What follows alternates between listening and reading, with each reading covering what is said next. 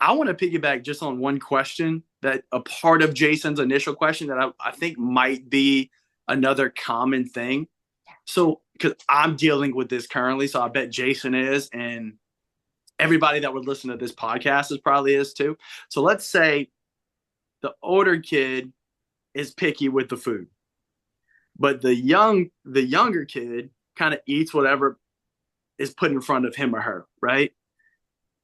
But now the older, and you're concerned, you really want to be able to cook one thing because time is limited, and everybody eat that thing.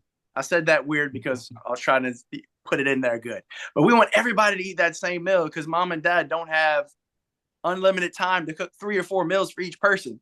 Sure. So if the 6 or 7 year old is picky and having a fit about eating the tacos, right? But the 3 year old or 2 year old has always ate, but now he's starting to see brother with all the pickiness, not wanting to eat.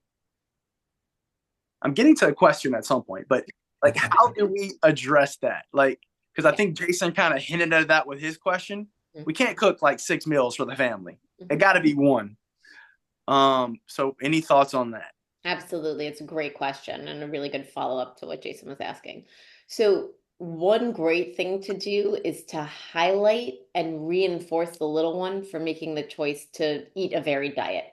So, what I would say is when they're eating a good meal, just turning to them and saying, I love how you're being such an adventurous eater and eating all the foods on your plate. Or Yep. I love your healthy choices tonight to eat a little bit from every category so that you're covering all of the bases of eating, or whatever makes sense given the circumstance. But giving them positive feedback, two things happen. Number one, that makes them feel good. And so they want to eat in that way. They're getting acknowledged and recognized for it, especially at a time where the older sibling is probably getting a lot of attention because they're complaining and refusing. And so you're giving them some attention, you're giving them encouragement to make them want to do this again. You're also having the other sibling hear, you're not telling the other sibling it's bad how you're eating, but you're having them hear this positive feedback about trying or being adventurous. Or I love how you tried that new food that we put on your plate tonight. That was really cool that you gave it a try and it seems like you really liked it. I'm so glad you tried it because you would have never known, right? So you're getting this concept that you want to get across without having to have it be something negative about the older sibling, but they're hearing that.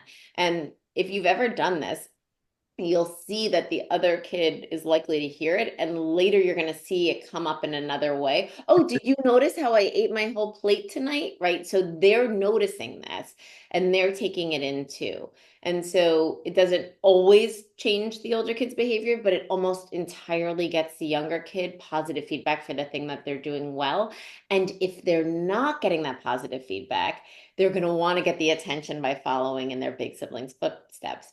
But if they're getting the positive feedback and the attention for doing the thing that you're hoping they're going to do, they don't need to be a picky eater because they're getting attention for being a not picky eater. Does Yep. that make sense? So going back to that question of fairness and equity, you're Thanks for tuning in. We hope you enjoyed today's episode. If you did, please consider subscribing and leaving us a review. It really helps us out and lets others discover the show.